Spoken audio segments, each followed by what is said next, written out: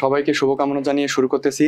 আজকে আমাদের ক্লাস হচ্ছে জটিল সংখ্যার উপর পর্ব 2 বা পার্ট 2।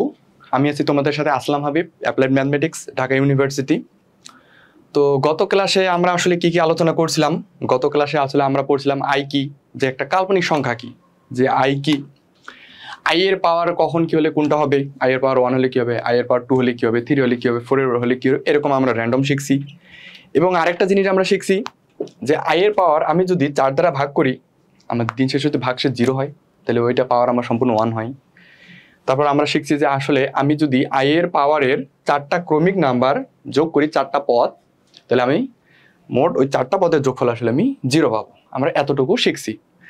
তো আজকে আসলে আমরা শুরু করব আই এর সিরিজ। তো এখনো যারা যারা জয়েন হওনি তাড়াতাড়ি জয়েন হয়ে নাও।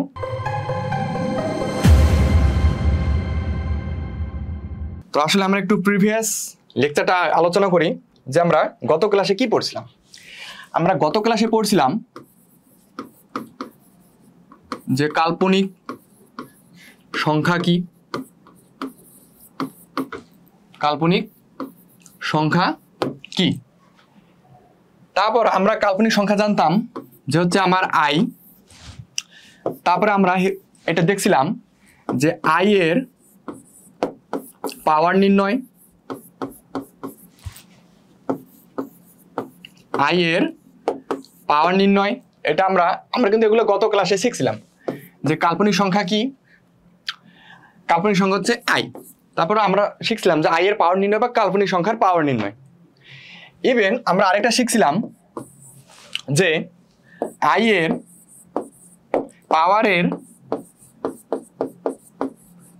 পাওয়ারের 4টি ক্রমিক সংখ্যার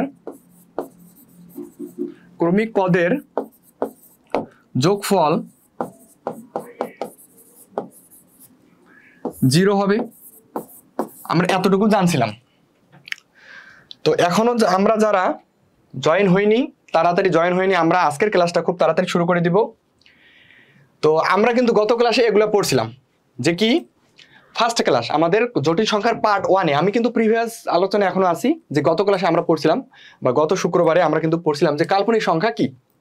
তো কাল্পনিক সংখ্যা আই এর পাওয়ার নির্ণয় আমরা শিখছিলাম যে আসলে কাল্পনিক সংখ্যার বিভিন্ন ক্ষেত্রে আমরা আই এর পাওয়ার 100, 200, 500, 1000, 50, 60 হলে কি হবে এগুলো আমরা শিখছিলাম। তারপর আমরা শিখছিলাম যে আই এর পাওয়ারের 4টি ক্রমিক পদের যোগফল 0 হবে। আমরা এই 3টা স্টেপ আসলে শিখছিলাম।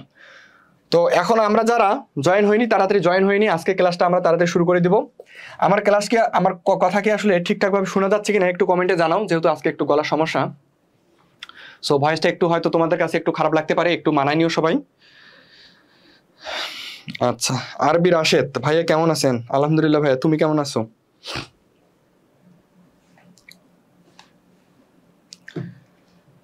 আচ্ছা, তাহলে আমরা আজকে ক্লাসটা শুরু করে দিচ্ছি। এটা কিন্তু আমাদের গত ক্লাসে আলোচনা ছিল যে আসলে আমরা গত ক্লাসে কি কি পড়ছি, আর আজকে আমরা পড়বো আসলে আই এর সিরিজ নির্ণয়। তো আমরা তাহলে আর ডিলে না করে আমরা ক্লাসটা শুরু করে দেই। আচ্ছা, তো তার আগে আমরা আরেকটা জিনিস ক্লিয়ার করে নেই। আজকে আমরা শিখবো আই এর সিরিজ নির্ণয়। আমরা গতদিন আমরা আই এর একটা করে পদ শিখছি, যে আই পাওয়ার 20 কত, I power 21, I power 50, I power 100, 1500 something আরো অনেক কিছু। আমরা কিন্তু আই এর একটা করে পদ শিখছি, যে আই পাওয়ার 50 এটা একটা পদ, আই পাওয়ার 100 এইটা একটা পদ। আমরা এগুলো কিন্তু ইন্ডিভিজুয়াল ভাবে শিখছি। আর আরেকটা জিনিস আমরা শিখছিলাম যে আই এর পাওয়ার যে যদি হচ্ছে 4টা ক্রমিক সংখ্যা হয়, 4টা, আমরা সর্বোচ্চ আমরা 4টা পদ নিয়ে শিখছিলাম। যেমন আই টু দি পাওয়ার 2, 3, 4, 5 এরকম। আই টু দি পাওয়ার আমরা এটা কিন্তু শিখছিলাম যে i to the power square, i cube, i to the power 4 plus i to the power 5 এরকম আমরা শিখছিলাম সর্বোচ্চ 4টা। যে আমার যদি 4টা ক্রমিক নাম্বার হয় তাহলে আমার যোগফল কত হবে, আমরা এতটুকু শিখছিলাম।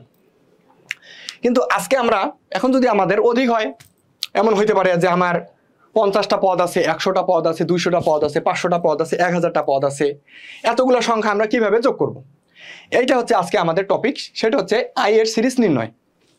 তো আই এর সিরিজ নির্ণয়, তো আমরা একটু জিনিসগুলা ভালোভাবে ব্যাখ্যা করব। তার আগে আমি একটা জিনিস আসলে লিখে রাখতে চাই।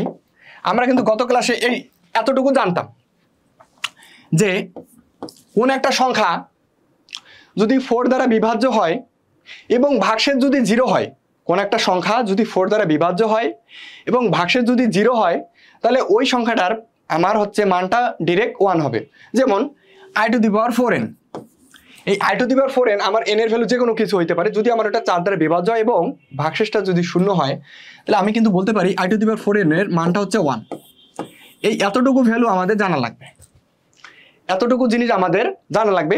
আরেকটা জিনিস যে i এর পাওয়ারের 4টা ক্রমিক পদের যোগফল 0 হবে। যেমন কি হবে, i⁴n plus i⁴n plus 1 plus i⁴n plus 2 plus i⁴n plus 3, এই 3টা জিনিস আমাদের, এই 4টা জিনিস আমাদের, এই 4টা পদের যোগফল, এইটা একটা পদ, এইটা একটা পদ, এইটা একটা পদ, এইটা একটা পদ, এই 4টা পদের যোগফল আমাদের ইন্ডিভিজুয়ালি 0 হবে।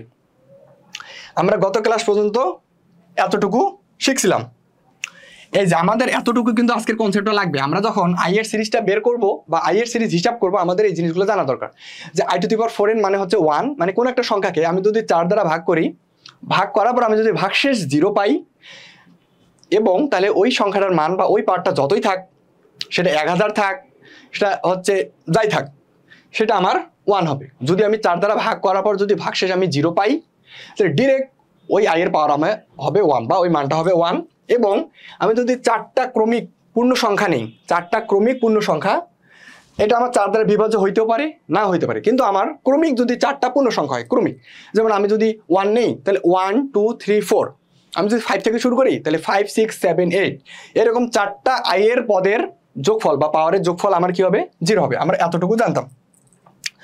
তো আজকে আমাদের আলোচনা হচ্ছে, যদি এখন এতগুলো পদ হয়, আমরা তো সর্বোচ্চ 4টা পদ পর্যন্ত শিখছি, যে 5 6 7 8 বা 10 11 12 13, এরকম আমরা যে কোনো র্যান্ডম যে কোনো জায়গা থেকে আমরা 4টা করে পদ শিখছি। কিন্তু এখন আজকে যদি আমাদের পদ অনেকগুলো হয়, হইতে পারে আমার 10টা, হইতে পারে 20টা, হইতে পারে 30টা 50টা 60টা 100টা 1000টা 1 লক্ষটা, যেটাই হোক, এতগুলো পদের জন্য আমরা i এর পাওয়ার, তো তাইলে আমার এখন আর হিসাব করে সময় নেই যে আমি এখন 4টা করে নিয়ে কতক্ষণ হিসাব করব। তো তোমাদের একটু সুবিধার জন্য আমি আগে সুন্দরভাবে, যেহেতু আমার বলা আছে যে এটা i মানে এটা i⁴1 plus i² plus i³ plus plus plus dot dot dot i⁴23, তাহলে আমি কি বুঝতেছি যে আসলে আমার শেষ পদ 23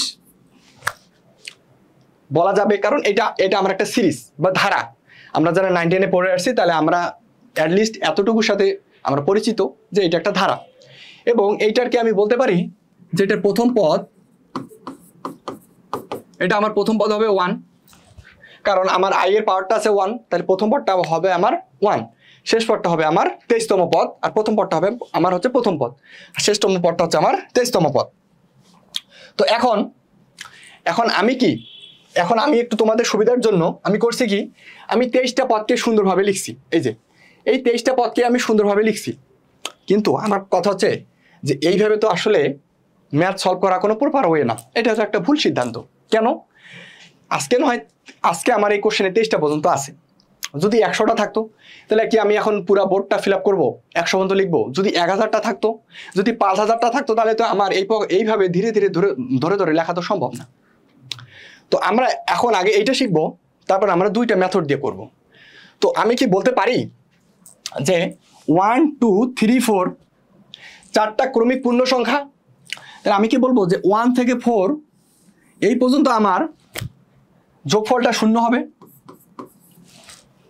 বলা যাবে, কারণ আমার 4টা ক্রমিক সংখ্যা, 1 2 3 4, 4টা ক্রমিক সংখ্যা আমার 1 থেকে 4, তাহলে আমি কি বলবো 4টা ক্রমিক সংখ্যার আমার যোগফল 0 হবে। এটা আমরা গত ক্লাসে পড়ছিলাম, এবং গত ক্লাস অনুযায়ী আমরা যারা করছি সেটা আমরা হচ্ছে বলতে পারবো যে i1 2 3 4 আমার 0 হবে। তাহলে অনুরূপ আবার 5 6 7 8, 5 6 7 8, তাহলে এতটুকু পর্যন্ত 0, এটা আমি ধরে নিলাম 0। আবার 9 10 11 12, এতটুকু পর্যন্ত আমার 0 হবে। আবার 13 14 15 16, একটু আমি তোমাদের ধরে ধরে করাচ্ছি। 13, 14, 15, 16 এই পর্যন্ত কি আমি বলতে পারি এই চারটা পদ আমার 0 হবে? আবার 17, 18, 19, 20 17, 18, 19, 20 এই চারটা পদ আমার 0 হবে। এতটুকু আমি এখান থেকে বলতে পারবো। এখন এটা যদি হয় তাহলে আমি কি বলতে পারবো যে 21, 22, 23? এখন আমার হাতে থাকলো 21, 22। এখন আমার হাতে আর কিন্তু চারটা পদ নাই যে আসলে আমি বলতে পারবো। যদি 24 থাকতো যে i⁴, তাহলে আমি বলতে পারতাম যে বাকি চারটা পদ 0। কিন্তু আমার তো এই 24-এর মানটা নাই, তাহলে আমি কিন্তু আর এখন ডিরেক্ট i⁴ এইটা মানটা আমি এখন আর বলতে পারতেছি না। কিন্তু গত ক্লাসে আমরা আরেকটা জিনিস শিখছিলাম যে কি, যে ক্রমিক জোড় দুইটা পদের যোগফল 0। যদি এমন হয়তো যে i1 মানে i² আর i⁴ ক্রমিক জোড় না, এরা 2 এর পর 4 হবে, তাহলে এই দুইটা পদের আমার সামেশন কিন্তু 0 বা যোগফল 0। আরেকটা যে আমার ক্রমিক বিজোড় দুইটা পদের যোগফল কিন্তু 0 হয়, তাহলে i⁴ প্লাস i³ আমার কিন্তু ক্রমিক বিজোড়, তাহলে আমি কি বলবো যে এই দুইটা পদের যোগফল আমার 0 হবে। তাহলে আমি দেখতেছি i⁴ আর i⁴ কারণ 21-এর পর আমার ক্রমিক বিজোড়টা হচ্ছে 23, তাহলে আমি কি বলবো যে এই দুইটা পদের যোগফল আমার 0 হবে। তাহলে আমার হাতে শুধুমাত্র i⁴ আমি যদি হিসাব করতে পারি, যে ভ্যালুটা পাবো পুরো আমি সবগুলো যোগ করে আমি সেম ভ্যালুটাই পাবো। তাহলে আমরা একটু এই কাজটা করে আসি। আচ্ছা,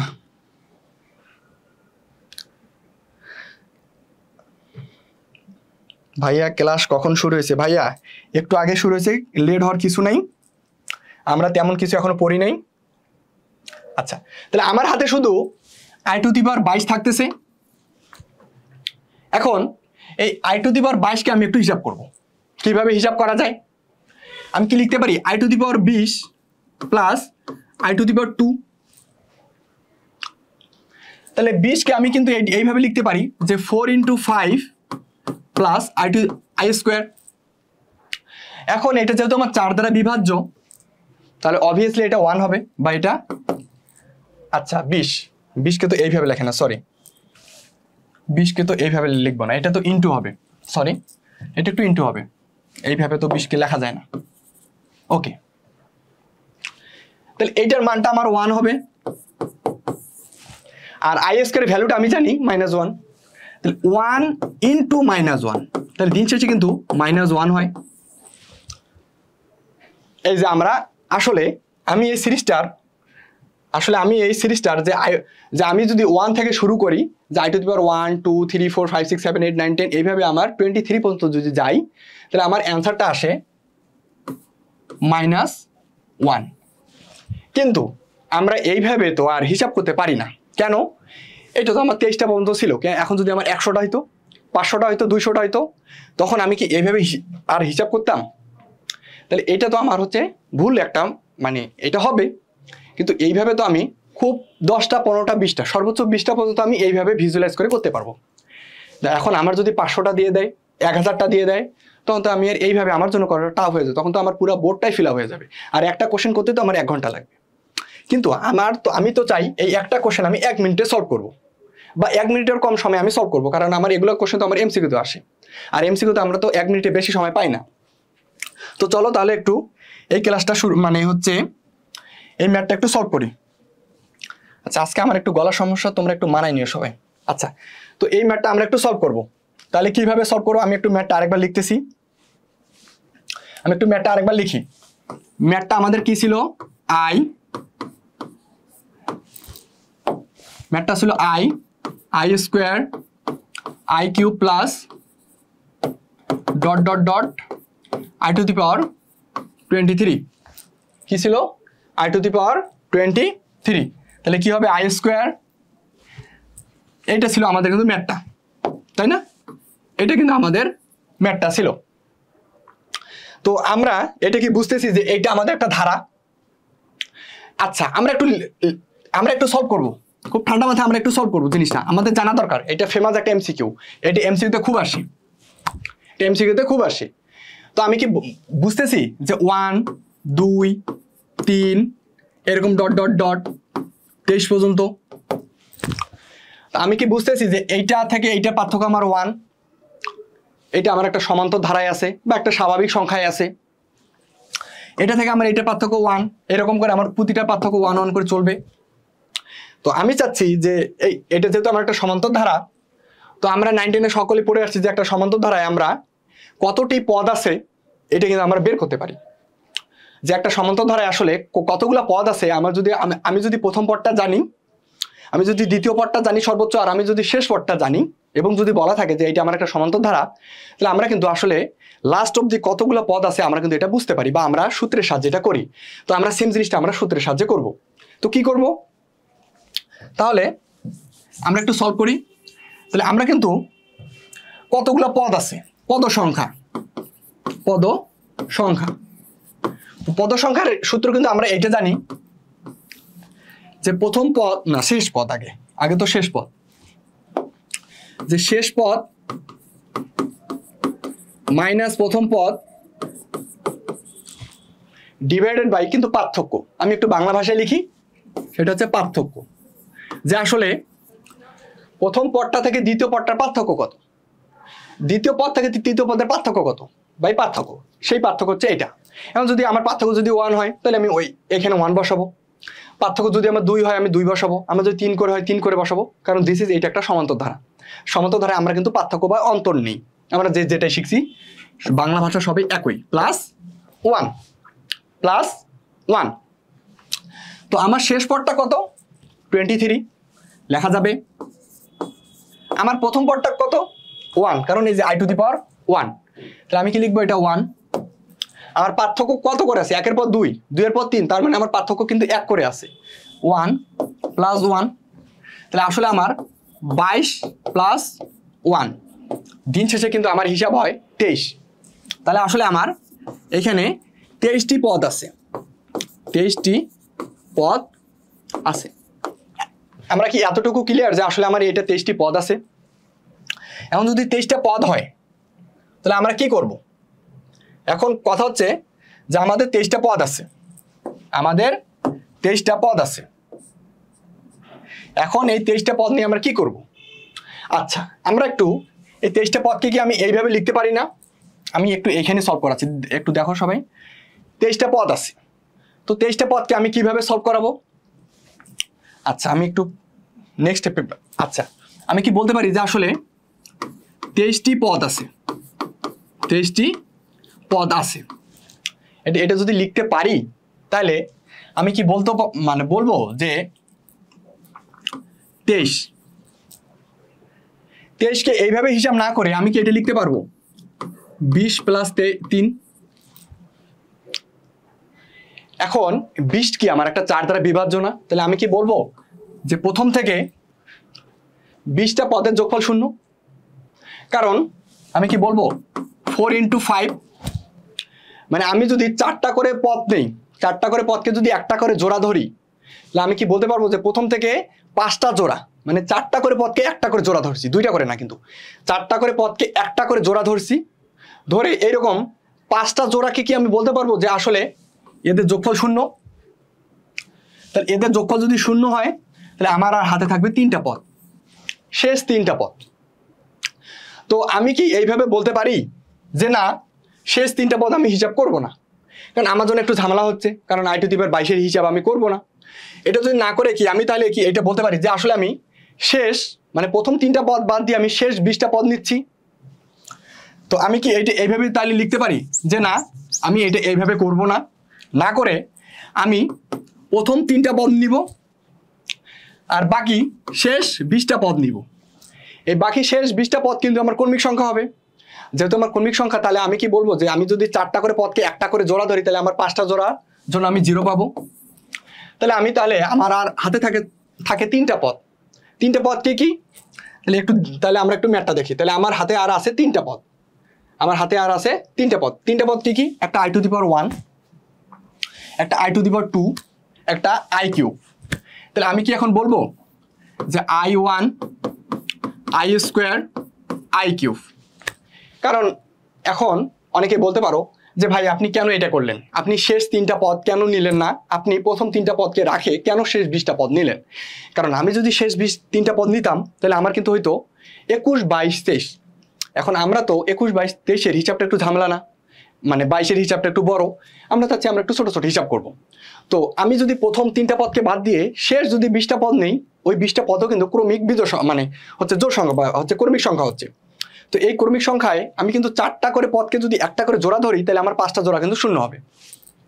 তাহলে আমি কি বলতে পারি যে আমার এইটা পদ আর এইটা পদ আমার ক্রমিক বিজোড়? তাহলে i1 plus i cube plus হচ্ছে i স্কোয়ার, তাহলে i1 আর i কিউবের ভ্যালুটা আমার 0 হবে, কারণ আমার ক্রমিক দুইটা বিজোড় পদের যোগফল 0, ক্রমিক দুইটা জোড় পদের যোগফল 0 হয়। তাহলে আমার আর হাতে থাকলো শুধু i স্কোয়ার, আর i স্কোয়ারের ভ্যালুটা আমার হচ্ছে -1। তার মানে আসলে আমার দিন শেষে এটা -1 আসবে। এটা আমাদের মেথড 1। আমরা আরেকটা হচ্ছে মেথড দিয়ে করব, এটা হচ্ছে আমাদের মেথড 1। আমরা কে কে এখনো বুঝি নাই? সকলে কি আমরা বুঝছি যে i এর মানটা মানে আমার এই পুরা 1 থেকে শুরু করে 23তম i যে মানে i এর এই পাওয়ারগুলো যোগ করলে আমার -1 হবে? এটা কি সকলে বুঝছি? মানে আমরা যদি i1, i square, i cube, i4 এরকম করতে করতে যদি আমরা 23তম পদটা পর্যন্ত যোগ করি তাহলে আমাদের যোগফল আসবে আলটিমেটলি -1।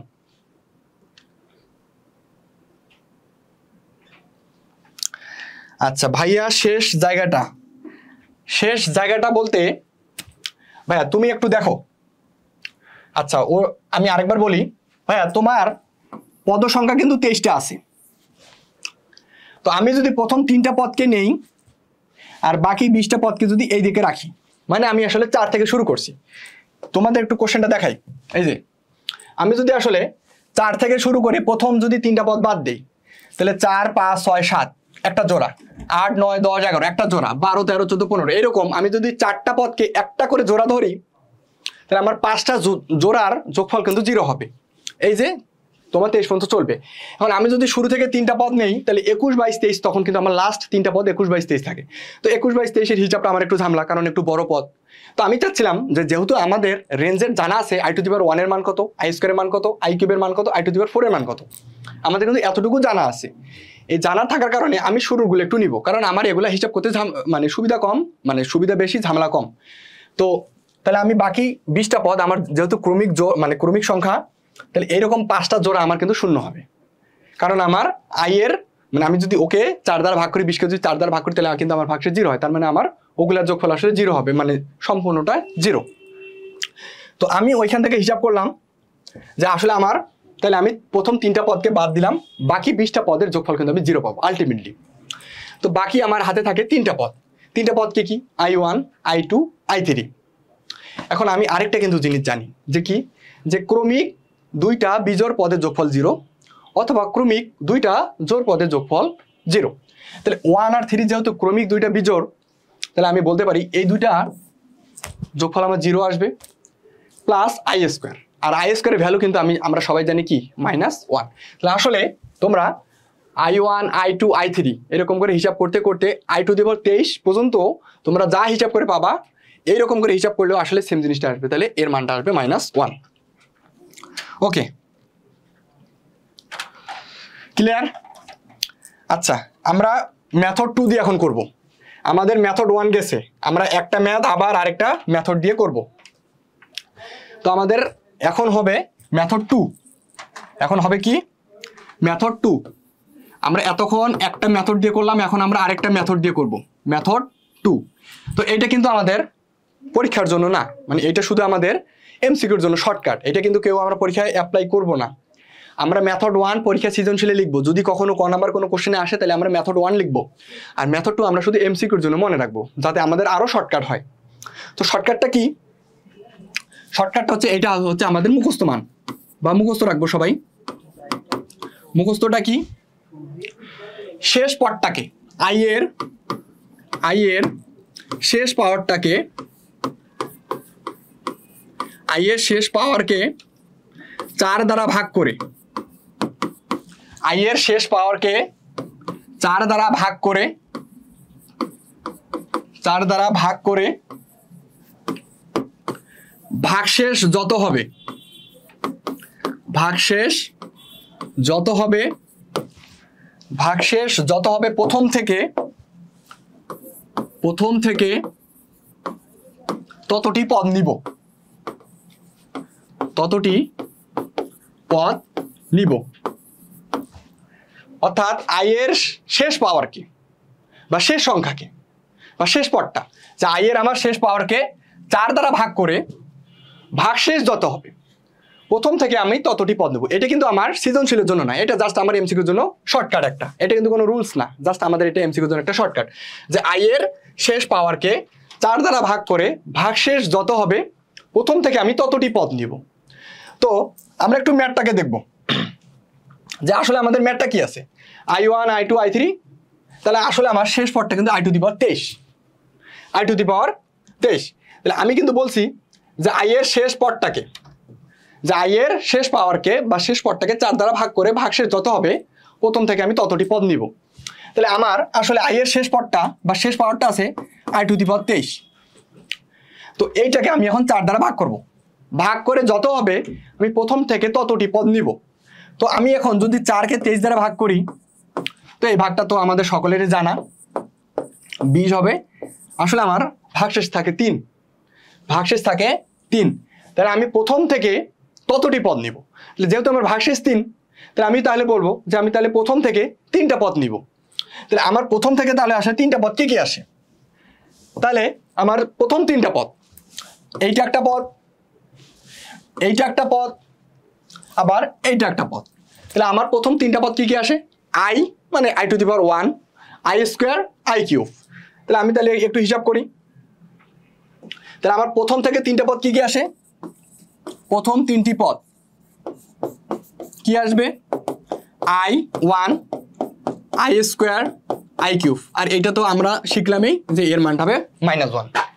তাহলে আমরা যাই করি না কেন, আমাদের দিন শেষে কিন্তু সবগুলাতেই আমরা যেই ওয়েতেই করি আমরা -1ই পাবো। বুঝছি কি সবাই?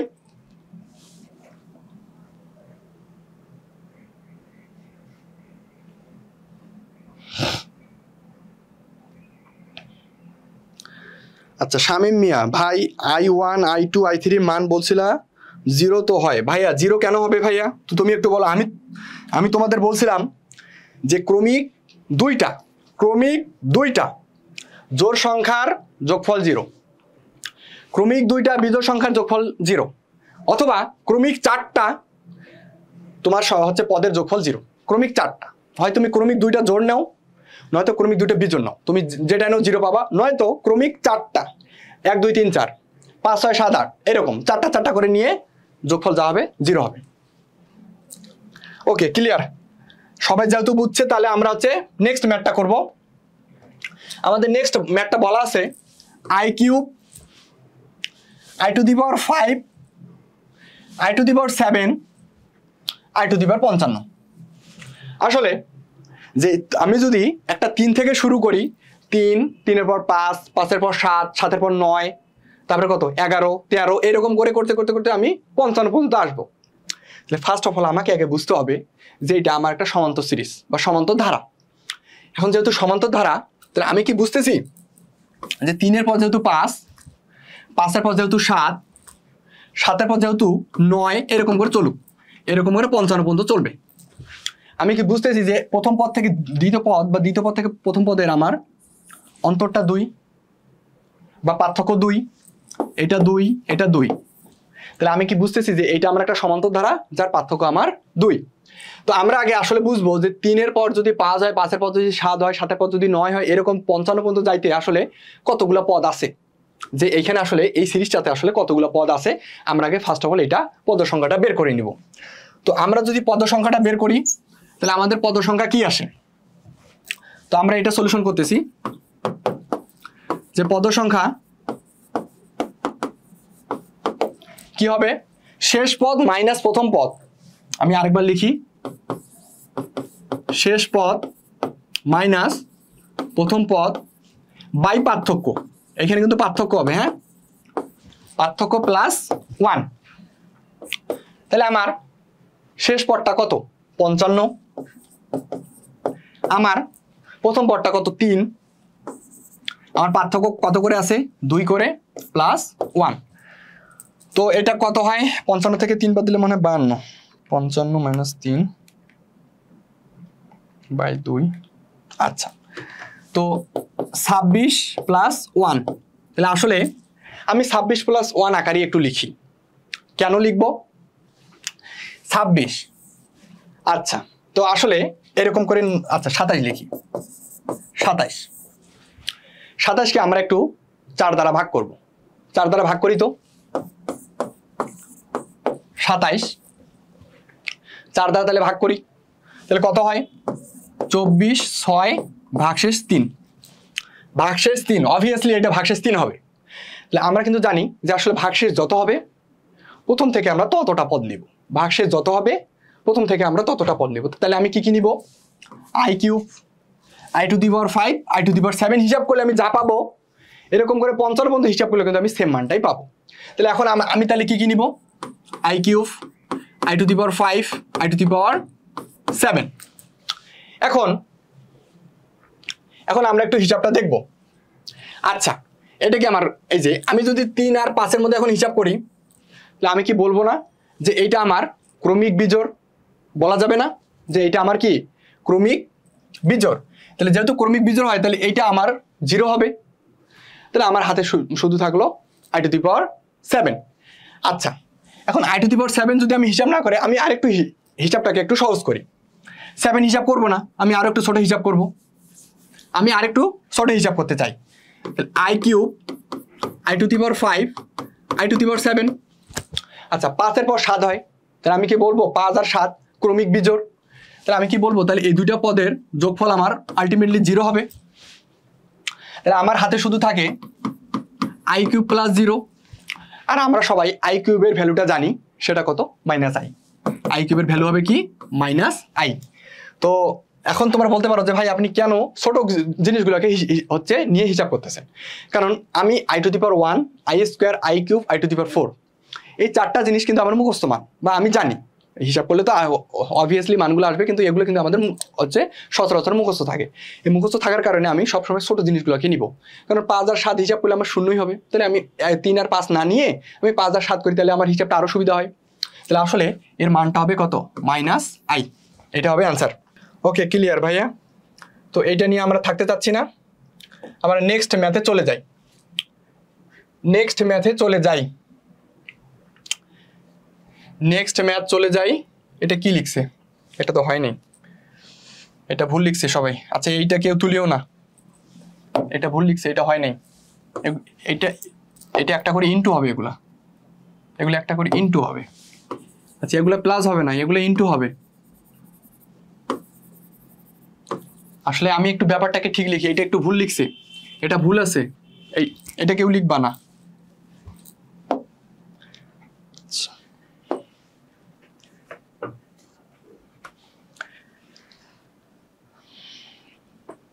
আচ্ছা, এটা একটু ভুল আছে, এটা এই যে এই প্লাসগুলা হচ্ছে এগুলো ইনটু হবে। ইনটু মানে এমন হবে i to the power i into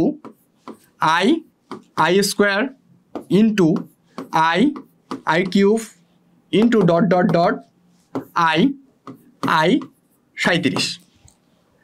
ব্যাপারটা একটু এমন। আচ্ছা, এতক্ষণ আমরা দেখলাম যে এতক্ষণ ধরে গুণ হচ্ছে, মানে যোগ হচ্ছিল। যোগ কেমন? যে i কিউব বা i square, i cube, i to the power 4 এরকম ডট ডট ডট ডট এরকম করে i টু দি পাওয়ার 23। যে আসলে আমরা কিন্তু এতক্ষণ ধরে যোগ দেখছিলাম, যে প্লাস হয়েছিল, যে প্লাস চিহ্ন হয়েছিল। কিন্তু এখন ভাইয়া আমাদের গুণ অবস্থায় আছে। এখন আমাদের কি আছে? গুণ অবস্থায় আছে। এতক্ষণ আমরা কিন্তু দেখছিলাম যে প্লাস হয়েছিল, এখন কিন্তু আমাদের আর প্লাস অবস্থায় নাই, কি আছে? গুণ অবস্থায় আছে। অর্থাৎ আমি আবার একটু ব্যাপারটাকে ভাঙাই, মানে i এর উপর পাওয়ার i, তার উপর 1। ব্যাপারটা একটু দেখি, i এর উপর পাওয়ার i এর উপর i, তার উপর 1। এরপর i to the power i, তারপর হচ্ছে টু দি পাওয়ার 2, তারপর i to the power i to the power cube. আসলে এইরকম করে যদি 37 পর্যন্ত চলতে থাকে তাহলে তার মানটা কত হবে? এই ম্যাথটা আমরা এখন একটু দেখব যে আসলে এইরকম করে যদি 37 পর্যন্ত চলতে থাকে তার মানটা কত হবে। তো আমাদের সম্ভবত সূচক সবারই জানা, এবং এইটা নিয়ে আসলে বলার কিছু নাই। সূচক আমাদের সবারই জানা আছে। সূচক জিনিসটা কি, যে এইটা আই, এই যে আই, এই যে আই, সবারই কি আমার ভিত্তিটা সমান না? ভিত্তিটা তো একই, কারণ আমার সবার ভিত্তি আই। এই যে আই আই আই, সবার তো আমার ভিত্তি আই করে চলতেছে। তাহলে আমি কি বলতে পারি যে আসলে এতগুলো আই না লিখে আমি একটা আই লিখবো। একটু ব্যাপারটাকে বুঝাই, যে 2x 2 3 বা হচ্ছে 2y দেই, 2x তারপর হচ্ছে 2y 2z এরকম করে আসে। এই যে গুণ অবস্থা কিন্তু আসে। এইটা যা হবে, আমি যদি একটা 2 কমন নিয়ে এই পাওয়ারগুলো যদি যোগ করি আমার কিন্তু সেম হবে। এটা আমাদের সূচক থেকে আমরা পড়ে আসছি সবাই ক্লাস 9 10-এ। এটা আমাদের বেসিক একবারে, এটা আমাদের জানা একটা মান। সো এটা নিয়ে আমি আর বলতেছি না। তো আমি এক কাজ করি, আমি একটা কাজ কি করব, আমি আইটা কমন নিলাম। যদি আমি আইটা কমন নেই তাহলে এখন কিন্তু আমি লিখতে পারি i to the power 1 plus, কারণ আমার সবগুলো পদ এখন যোগ হবে, কারণ আই এর উপর এখন আমার যে পদগুলো আছে এগুলো আমার এখন যোগ হবে। তাহলে I square plus i to the power cube plus এরকম করে ডট ডট ডট চলতে থাকবে আই টু দি পাওয়ার 37। এই যে এটা যা কথা, আমি যদি সিম্পলিফাই করে এটা লিখি এটা কিন্তু সেম কথা। এই যে আমি সিম্পলিফাই করে যেটা লিখছি এটা কিন্তু সেম কথা। তো আমার আই বেসটা থাক, আমি এক কাজ করি, আমি আগে এই যে এই পাওয়ারটাকে নিয়ে কাজ করি। আমরা আগে এই পাওয়ারটাকে নিয়ে কাজ করব। আমরা কি করব, পাওয়ারকে নিয়ে কাজ করব। তো যদি পাওয়ারকে নিয়ে কাজ করি তাহলে একটু কি হয় আমরা একটু দেখব, সকলে একটু ম্যাথটা দেখব যে আসলে আমি এখন এই আইটা বেসটা আমার থাক, মানে আইয়ের যে ভিত্তিটা আছে এটা আমার থাক, আমি একটু পাওয়ারটাকে নিয়ে কাজ করি। তো কাজটা যদি করি তাহলে কিন্তু আমার এমন হয় না, i1 i2 i cube dot dot dot i to the power 37। তো আমি একটু পদ সংখ্যাটা বের করি। পদ সংখ্যা কত হয়, শেষ পদ মাইনাস প্রথম পদ বাই পার্থক্য। তো শেষ পদ কত 37 মাইনাস প্রথম পদ হচ্ছে 1 বাই পার্থক্য। পার্থক্য কত 1 থেকে 2, পার্থক্য 1, 2 থেকে 3 পার্থক্য 1, 3 থেকে 4 পার্থক্য 1, 1 প্লাস 1 বলা যাবে। তো এইটা কিন্তু আমি বলতে পারতেছি এটা 36 প্লাস 1। তো 36 আসলে আমার 37টাই হচ্ছে, মানে 37 একে আমি এখন 4 দ্বারা আগে ভাগ করি। তো 37কে যদি আমি 4 দ্বারা ভাগ করি, 37 তাহলে 4 আর 9 গুণ করলে হয় 36, তাহলে 9 তাহলে হচ্ছে 36। তাহলে আসলে ভাগশেষ আমার কত 1। এখন আমি কিন্তু বলছি যে ভাগশেষ যত হবে প্রথম থেকে আমরা ততটা পদ নিব। এখন এই পদটার আমরা যোগ করে আমার লাস্ট পদটাকে 4 দ্বারা ভাগ করে আমরা পাইছি ভাগশেষ 1। তাহলে আসলে আমি যেহেতু ভাগশেষ 1 পাইছি তাহলে আমি প্রথম থেকে একটা শুধুমাত্র পদ নিব।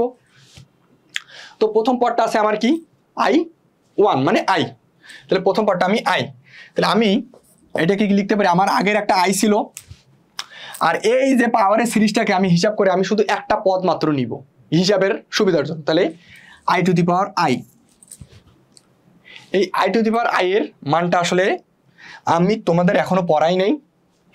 এটা আমাকে একটু তোমরা খেয়াল করাই দিবা যখন আমরা অয়লার পড়বো। অয়লারের সূত্র আমি একটু তোমাদের লিখে রাখি, এটা তোমরা আমাদের একটু আমাকে একটু মনে করে দিবা।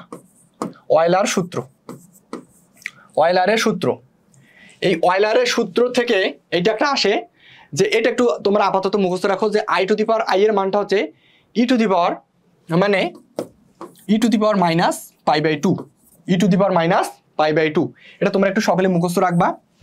আমরা যখন অয়লারের সূত্র করব আমি তোমাদের এটা বুঝাই দিব যে আসলে i to the power i এর পাওয়ারটা মানে মানটা কেন e to the power minus pi by 2 হয়। এই মানটা কিন্তু e to the power minus pi by 2 হবে। তো এই যে ম্যাথটা ছিল, আমি আরেকটা বার বলি যে i1 তার উপর 1 মানে i to the power i এর উপর পাওয়ার 1 মানে i to the power i to the power 1। এই যে i to the power i to the power 1, i to the power i to the power 2, i to the power i to the power 3, এরকম করে চলতে চলতে i to the power i to the power 37। তো সূচকের নিয়ম অনুসারে আমি যদি বেস থেকে একটা আই কমন নেই তাহলে I1 I2 I3 I to the power 37 করে এরকম চলতে থাকবে। সো ফার্স্ট অফ অল আমি এখানে পাওয়ারের সিরিজটা নির্ণয় করতেছি। তো পাওয়ারে আমি এখানে দেখতেছি যে আসলে আমার এখানে 37টা পদ আছে। তো 37কে আমি আগে 4 দ্বারা ভাগ করব, ভাগ করার পর আমি দেখতেছি আমার ভাগশেষ 1 আছে।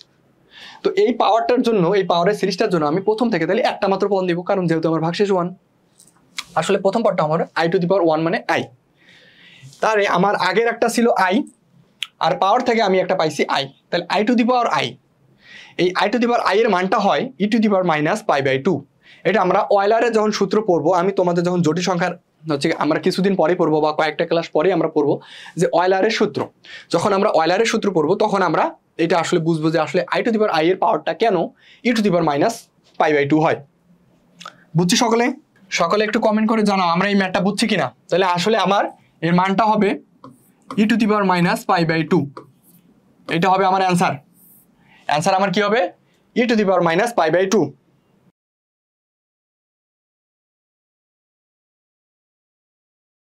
ওকে, সকলে বলতেছে ক্লিয়ার। তাহলে আমরা একটু নেক্সট ম্যাথটা যাই। আচ্ছা, 1 মিনিট একটু সময় থাকলো, ম্যাথটা একটু আমরা দেখি। মনে হয় ম্যাথটা একটু কঠিন, তাই না? যে আসলে কি হলো যে এতক্ষণ আসলে আমরা 21, 22, 23 সর্বোচ্চ 37, 55 দেখছিলাম, এখন কি হলো আসলে আমরা বুঝতেছি না, তাই না? ম্যাথটা কিন্তু আসলে একটু কঠিন। ম্যাথটা আমরা এখন যেটা করব আসলে এইটা একটু কঠিন। ম্যাথটা কিন্তু কঠিন, তাই না? দেখেই মনে হচ্ছে যে আসলে কি হবে এখন, সর্বনাশ। যে I to the power 592, I to the power 590, I to the পাওয়ার 586, 88, 84। এখন তাহলে কি হবে? এত বড় সংখ্যা তো আমি জানি না, ভাই তো এটা শিখাই নাই এখনো। ম্যাথটা একটু কঠিন না? তো আমরা এই কঠিন ম্যাথটাকে আমরা চাইলে আসলে একটু সহজভাবে সলভ করতে পারি। হ্যাঁ, আমরা এই কঠিন ম্যাথটাকে আসলে চাইলে আমরা সহজভাবেই সলভ করতে পারি।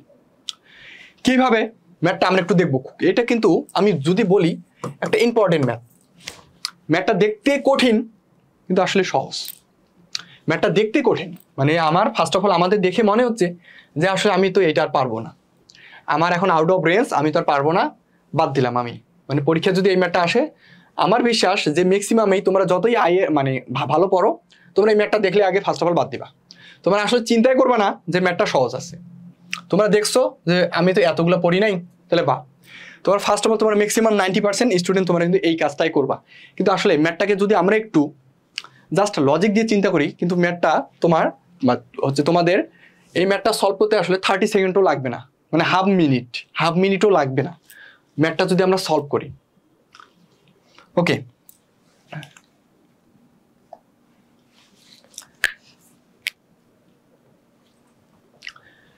ওকে আমরা একটু সলভ করব ম্যাথটা। আমি হরটাকে কিচ্ছু লিখবো না, এটা আমার থাকুক। I to the power 582 plus I to the power 580 plus I to the power 576। আচ্ছা আগে 78 লিখি, I টু দি পাওয়ার 578। আমি একটু সাজাই লিখি, আমাদের একটু কাজে লাগবে। তারপর হচ্ছে 76, 576।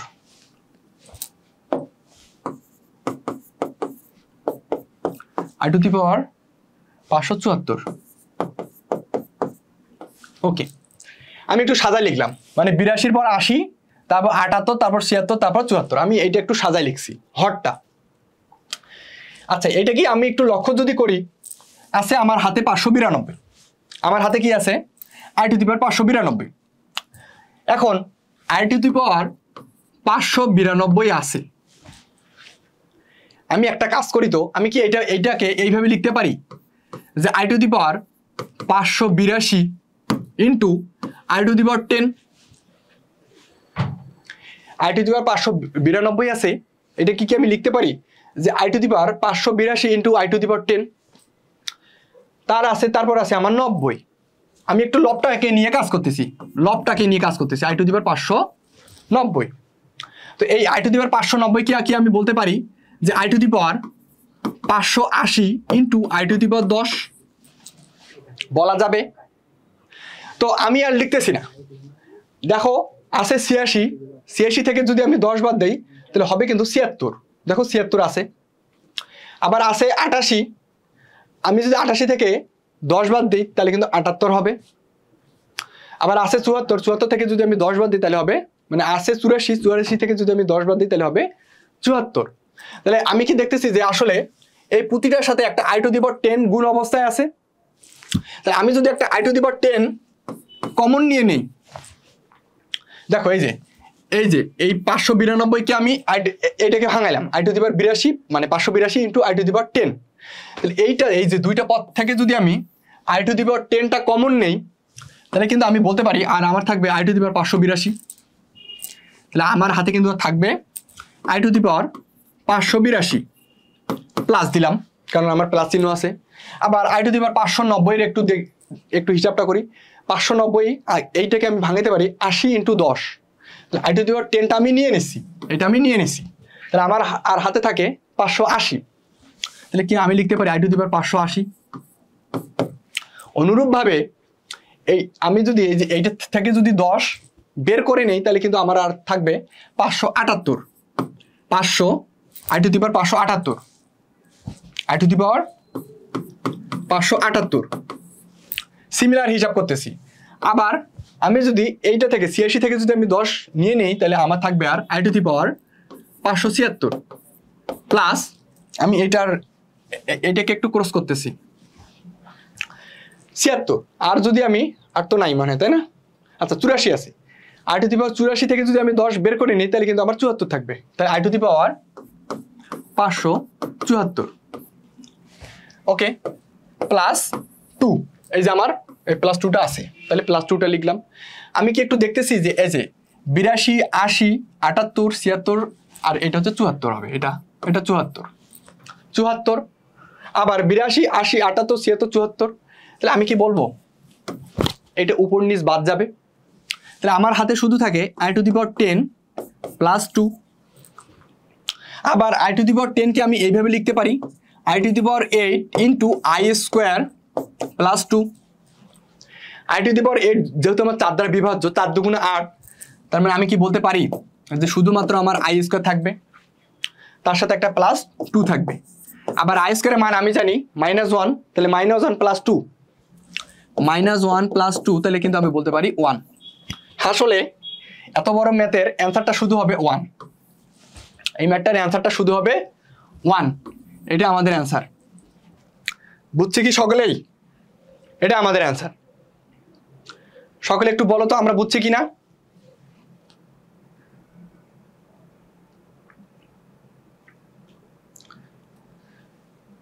একটু সকলে বলো আমরা বুঝছি কিনা। অ্যান্সার হবে -1। এই যে পুরা ভ্যালুটার মান হবে -1। আমি একটু লিখে দেই, এই পুরা ভ্যালুটার মান হবে -1, তাহলে অ্যান্সার হবে -1। ক্লিয়ার? আচ্ছা ওকে, তাহলে আজকে আমাদের আই এর লাস্ট টপিক আমরা পড়বো, সেটা হচ্ছে আই এর ঘূর্ণন নির্ণয়। এটা দিয়ে আমাদের আজকে ক্লাসটা শেষ করে দিব। ওকে সবাই ক্লিয়ার? তার মানে সবাই খুব ভালো বুঝছো। ওকে, ভালো বুঝলেই ভালো। আচ্ছা আমাদের লাস্ট টপিক, আজকের ক্লাসের লাস্ট টপিক হচ্ছে আই এর ঘূর্ণন কোণ নির্ণয়। এটা আমাদের একটু ইম্পর্টেন্ট ফর এমসিকিউর জন্য। এমসিকিউ অনেক সময় দেয় যে আই এর ঘূর্ণন কোণ নির্ণয় করো। তো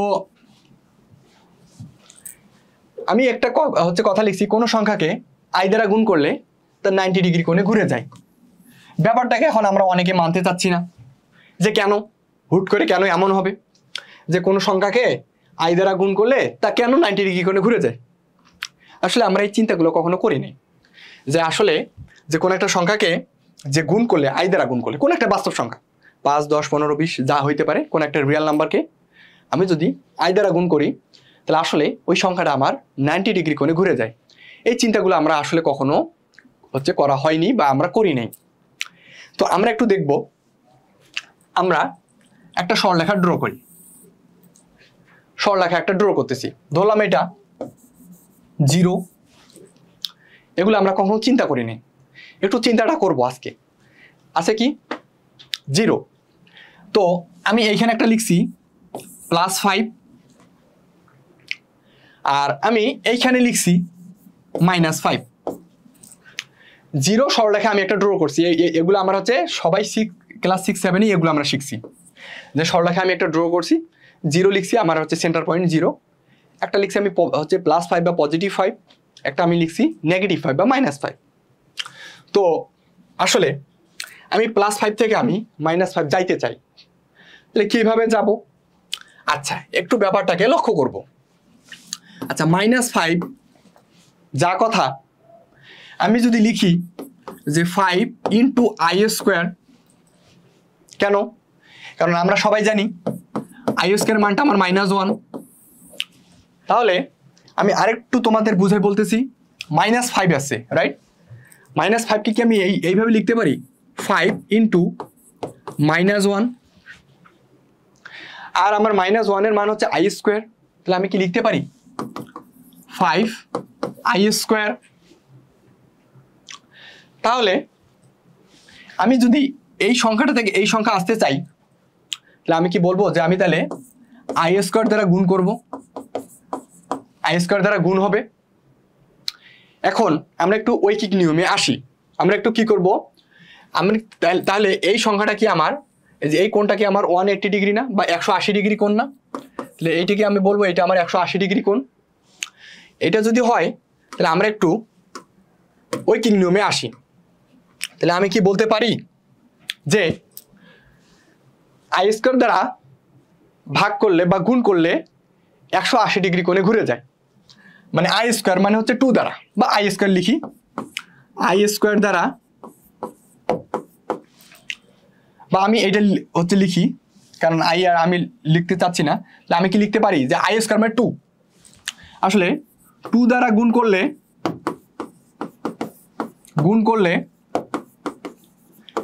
180 হয়, 180 ডিগ্রি হয়। তাহলে আমি বলতে পারি যে আসলে তাহলে 1 দ্বারা গুণ করলে 180/2 অর্থাৎ 90 ডিগ্রি হবে। এখন অনেকে বলতে পারে ভাই এই 1টা কি? ভাই এই 1টা হচ্ছে i এর পাওয়ার। তাহলে আমি যদি কোনো একটা সংখ্যাকে যদি i², তার মানে i × i, দুইটা i দ্বারা যদি গুণ করি তাহলে ও 180 ডিগ্রি কোণে ঘুরে যাবে। অর্থাৎ আমি যদি কোনো একটা সংখ্যাকে i² দ্বারা গুণ করি তাহলে সংখ্যাটা 180 ডিগ্রি কোণে ঘুরে যায়। আমি যদি সিমিলার, আমি যদি -5 কে i² দ্বারা গুণ করি তাহলে ও আমি তখন পাবো হচ্ছে +5, তখন আমার কোনটা হবে এইটা। আর আমি যদি +5 কে i² দ্বারা গুণ করি তাহলে আমি কিন্তু পাবো -5। এখন i² দ্বারা গুণ করলে আমি যদি পাই 180 ডিগ্রি, তাহলে এখন অর্থাৎ আমি যদি 2 দ্বারা গুণ করলে পাই 180, তাহলে আমি 1 দ্বারা গুণ করলে 90 পাবো, তাহলে আমি 90 পাবো না। তার মানে আমি কি বলতে পারি যে কোনো একটা সংখ্যাকে আমি যদি i দ্বারা গুণ করি তাহলে সেই সংখ্যাটা 90 ডিগ্রি কোণে ঘুরে যাবে। তাহলে ব্যাপারটাকে আমরা আরেকটু হচ্ছে এখন গ্রাফে বুঝবো। গ্রাফে কি বুঝবো, আমি একটু গ্রাফটা আর্ট করাই। এটা আমাদের লাস্ট টপিক, এটা আমাদের i এর লাস্ট টপিক। এটা এই অংশটাকে নাম আমি দিলাম বাস্তব অংশ, এই অংশটার নাম আমি দিলাম বাস্তব অংশ, আর এই অংশটার নাম আমি দিলাম কাল্পনিক অংশ, কাল্পনিক অংশ। আর আমরা কিন্তু কাল্পনিক অংশের নাম সকলে জানি, সেটা হচ্ছে i। তো আমি যদি এখন লিখি যে আমি 5 দ্বারাই বুঝাই যে এই সংখ্যাটা আমার 5, এখন আমি যদি ওকে i দ্বারা গুণ করি তাহলে ডিরেক্ট সংখ্যাটা আমার এইখানে আসতেছে না, তাহলে এইটা কি আমার 5i হবে না? একটু ব্যাপারটাকে দেখি, যে আমি যদি বলি যে আমার x, y 2,3, তাহলে আমরা এটা কিভাবে ড্র করতাম, যে আমি কি এটা কি বলতাম যে আসলে আমার y এর মানটা হচ্ছে 3 আর x এর মানটা হচ্ছে 2, তাহলে আমরা কিন্তু সকলে এইভাবে বসাইতাম যে এতটুকু 2, এখানে একবারে এটা এতটুকু হবে 3। আমরা সকলে কিন্তু এইভাবে হচ্ছে হিসাব করতাম না, যে এই যে আমার এটা যদি মূলবিন্দু হয় এতটুকু 2, আবার এখান থেকে তার উপর লম্বটা হচ্ছে 3, বা এই পর্যন্ত কোন একটা পয়েন্ট আছে 3, তাহলে আমার এইখান থেকে এতটুকু 5 সিমিলার, তাহলে আমার এতটুকু হচ্ছে 5i। তাহলে এই যে এইখান থেকে এতটুকু যা এতটুকু সেম কথা, তো আমি কি দেখতেছি যে তাহলে আমার কোনটা হচ্ছে 90 ডিগ্রি কোণ। আবার আমি 5i এর সাথে আবার আমি পাইলাম 5i, এর সাথে যদি আমি আবার একটা i গুণ করি আমি পাবো 5i স্কোয়ার, 5i স্কোয়ার। আর 5i স্কোয়ার মানে আমার -5, তাহলে -5টা কিন্তু আমার এইখানে হচ্ছে, -5টা আমার এইখানে হচ্ছে। তাহলে কি আমি আবার বলবো যে তাহলে এইটা আমার আবার 90 ডিগ্রি কোণে ঘুরে গেছে, আবার 90 ডিগ্রি কোণে ঘুরে গেছে। আবার -5 এর সাথে আমি আবার i গুণ করতেছি, -5 ইন্টু i, আমি কিন্তু লিখতে পারি -5i। এই -5iটাতে তাহলে আমার ডিরেক্ট এখন এইখানে হবে না, -5i। আবার আমি যদি -5 এর সাথে আবার যদি i একটা গুণ করি, -5i ইন্টু i, তাহলে -5টা লিখলাম আর i মানে i স্কোয়ার, তাহলে -5 ইন্টু -1, তাহলে দিন শেষে 5। আমি কি বলতে পারো আসলে আমার ওই 5টা এইটাই। তাহলে আবার আমি কি দেখতেছি আবার তাহলে আমার এক একটা জিনিস আমার 90 ডিগ্রি কোণে ঘুরে যাচ্ছে। আমি যখন কোন একটা জিনিসকে কোন একটা স্বাভাবিক সংখ্যাকে বা কোন একটা বাস্তব সংখ্যাকে যখন আমি i দ্বারা গুণ করব সেটা আমার 90 ডিগ্রি কোণে ঘুরে যাচ্ছে, সেটা আমার কাল্পনিক অক্ষে চলে আসতেছে। আবার আমি যখন ওই কাল্পনিক অক্ষের সংখ্যাটাকে আবার যখন i দ্বারা গুণ করতেছি আবার সে 90 ডিগ্রি কোণে রোটেট করে সে আবার বাস্তব অংশের ঋণাত্মক দিকে আসতেছে। আবার যখন আমি ওই বাস্তব অংশটাকে আবার যখন i দ্বারা গুণ করতেছি তখন সে 90 ডিগ্রি কোণে ঘুরে কাল্পনিক অংশের ঋণাত্মক দিকে আসতেছে। আবার যখন আমি এই কাল্পনিক অংশের ঋণাত্মক দিকের সাথে যখন আমি আবার i গুণ করতেছি তখন সে আবার ওই আগের মতো 90 ডিগ্রি কোণে ঘুরে বাস্তব অংশের ধনাত্মক দিকে আসতেছে। তাহলে এই যে আমরা যে হিসাব করতাম যে 4টা i বা আমরা কেন যোগ করলে 0 পাবো, ব্যাপারটাকে একটু আমরা আরেকটু ক্লিয়ার করাবো। ব্যাপারটাকে তোমাদের একটু আমি আরেকটু ক্লিয়ার করাই, তোমরা একটু সবাই দেখো। ব্যাপারটাকে আমরা আরেকটু ক্লিয়ার করব যে আসলে কেন এমনটা হয়, কেন এমনটা হয় না। আমি এটা ধরলাম 1, এটা ধরলাম i, এতটুকু ধরলাম -1, কারণ এটা আমার কাল্পনিক অংশ, এটা আমার কাল্পনিক অংশ, এটা আমার বাস্তব অংশ। আবার এতটুকু তো আমি ধরলাম -i। তো আমি এখান থেকে একবার এখানে আসছি, একবার ঘূর্ণন করছি 90 ডিগ্রি কোণে। আবার এইখান থেকে আমি এতটুকু আসছি, আবার 90 ডিগ্রি কোণে ঘুরছি। আবার এখান থেকে আমি এতটুকু আসছি, আবার আমি 90 ডিগ্রি কোণে ঘুরছি। আবার এখান থেকে আমি আবার এইখানে আসছি, আবার আমি 90 ডিগ্রি কোণে ঘুরছি। তো আসলে আমি মোট ঘুরছি কয়বার? 4 বার। এই কারণে আসে যে কোনো একটা সংখ্যাকে যদি 4 দ্বারা বিভাজ্য হয় এবং ভাগশেষ যদি 0 থাকে তাহলে আমি ওটা 1 পাই। দেখো আমরা 1 থেকে যাত্রা শুরু করছি, 4 বার ঘুরে আসছি। শুরুতে i দ্বারা গুণ করে বাস্তব তোমার কাল্পনিক অংশ যেটা আমার ধনাত্মক অংশ, আবার i দ্বারা আমি গুণ করে আবার আসছি বাস্তব অংশের ঋণাত্মক দিকে যেটা আমার -1। আবার গুণ করছি i দ্বারা 90 ডিগ্রি কোণে ঘুরে এখানে আসছি, আবার i দ্বারা গুণ করছি, আবার 1 পাইছি। তার মানে আমি কি বলবো যে আসলে আমি 4টা গুণন করে আবার আমি ওই সংখ্যাটাকেই ব্যাক পাচ্ছি। এই কারণেই বলা হয় যে i⁴ এর মানটা কেন 1 হয়। এই কারণে i⁴ এর মানটা 1 হয়। এইখান থেকে বলা যায় যে আসলে i⁴ এর মানটা 1 হয়।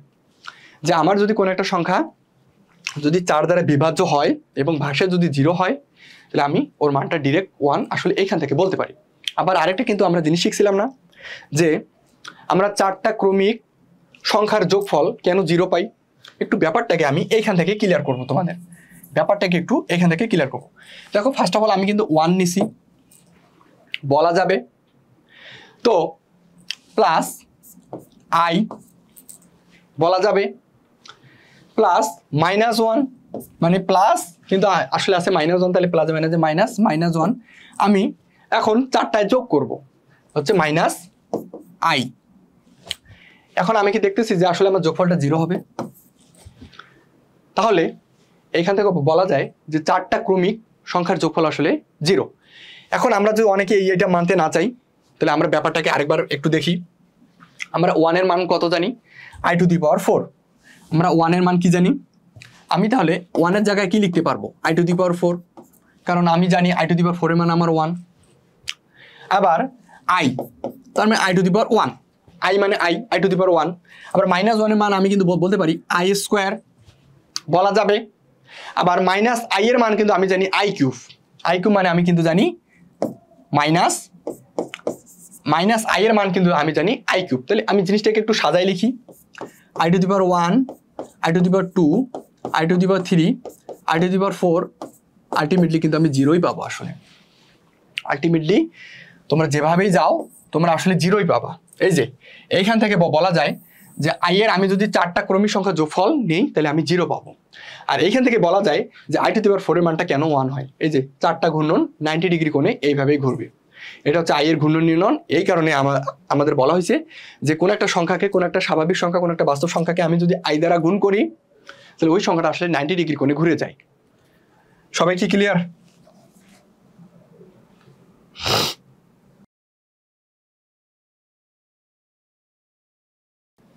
একটু কমেন্টে জানাও তো সবাই। আমাদের আজকের লাস্ট টপিক, সবাই কি ক্লিয়ার? আচ্ছা, একজন লিখছে ক্লিয়ার, বাকি সবাই একটু জানাও, সবাই একটু জানাও সবাই কি ক্লিয়ার? আচ্ছা, আরেকজন লিখছে ক্লিয়ার। ওকে,